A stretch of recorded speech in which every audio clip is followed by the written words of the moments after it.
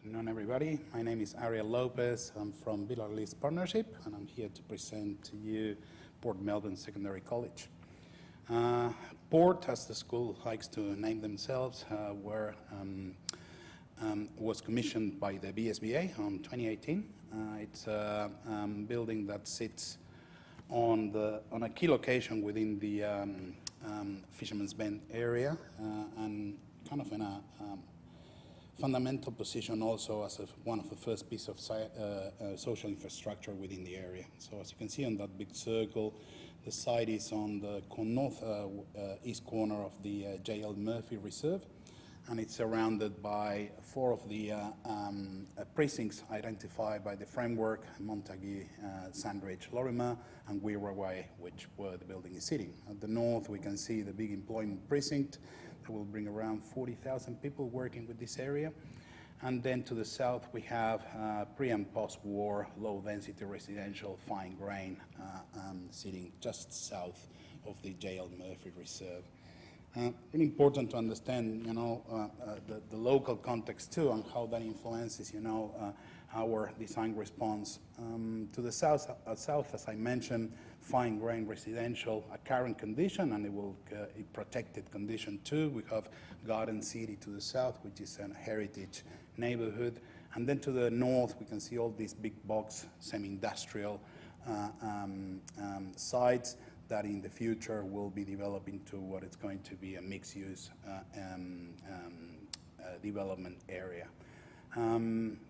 Density, it's coming to the north. We have low density to the south, so the school, we believe, acts as a mediator on the present conditions and the future conditions on site.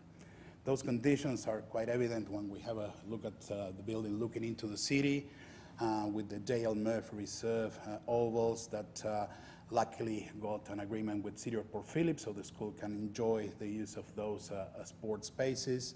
And then looking back to the bay, how the building relates on a cascading sort of, the escalation of the form to the south to address that low grain that we can see there.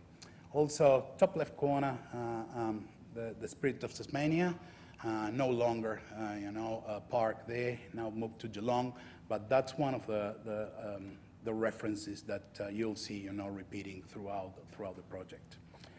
So that urban condition that the building had led to a north-south street that actually, breaks the building in two in a way and allows us to create a response to the east on a really urban condition, on a current and future urban condition, and then to the west, creating something that opens with the sport activities and the food tech components open to the oval.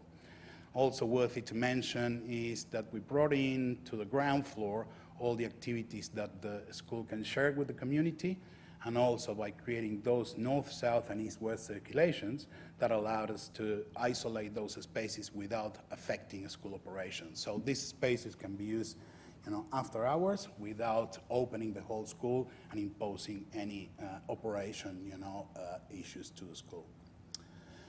As we go up the building, at a conceptual level, we understand how we break the building, and again, those breaks, those north-south, particularly the north-south relationship in terms of the distribution of the spaces is quite important. And also we started to manipulate geometrically the building that allows us to create all those outdoor learning spaces on each level of the building. The site is quite compressed. It's a 7,000 square meter site. The school is at 10,700 square meters. So in a way, we had to, go up, of course.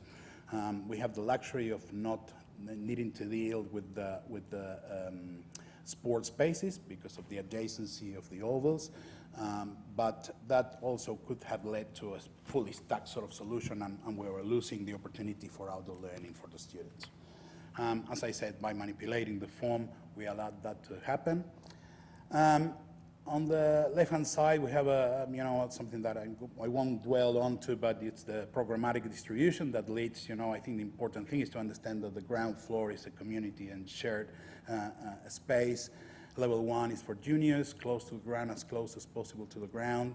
specialized learning happening in between the senior and junior levels and creating some level of aspirational, matters for particularly for the junior students. And then on the terrace we have a beautiful terrace space that it's prepared for the senior students. Central diagram shows in that sort of a brick color the location of the staff on every level, which becomes a reference for all students and a good place. And that is also defined by a really significant form that we'll see later on today. And on the right-hand side, a really important matter, which was natural ventilation on a fully air-conditioned building.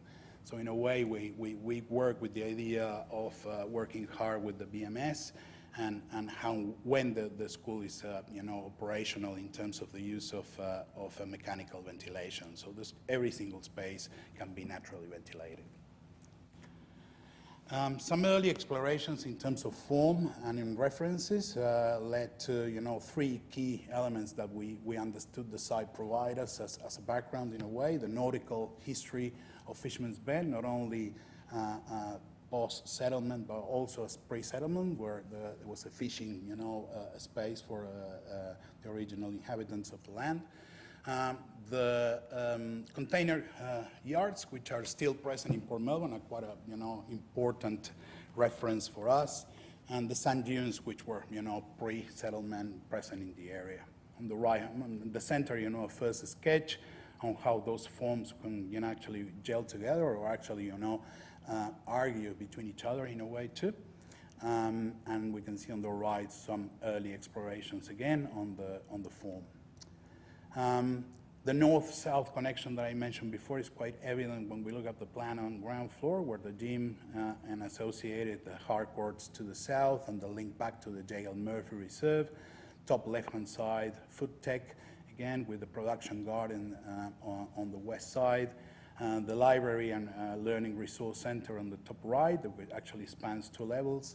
The admin element that I mentioned before, located just in the center of the school, and also beside the civic entrance to the school, and then performing arts to the south. All these facilities, and currently 3 of them actually are currently shared with the community. As we go up the building, again, the north-south sort of definition of space still present, and to the left, in this area, we have a social stair that actually creates landings that they are used as teaching spaces too. Level 2, a specialist level, where all junior and seniors congregate, and top level, senior level BCE with the lecture theatre, facing north with spectacular views up to the Volty Bridge. And on the right-hand side, as I mentioned before, a north-facing and a south-facing court. Section of the building that describes those activities, and then a little bit on the interiors, a little bit of the journey on the entrance of the school. This is the access from the civic entrance, the north-south street on the right-hand side, the entrance from the east on the left-hand side. Landing on level 2, again, linking back to the gym on the left. So, yes? Well, you can either keep going, talking through the question time, or stop the questions. As you prefer. I can quickly, go through the images. We're almost at the end of the presentation. Top level, senior students, senior lounge, aerial view, facade to the east, that civic presence that I mentioned before, and a civic background on what in the future is going to be a park. The seizure between the 2 forms, that friction that creates, and the view from the oval with the container yard sort of, approach in a way to it. South view, again, looking back into the building and that same, sort of North Street entrance.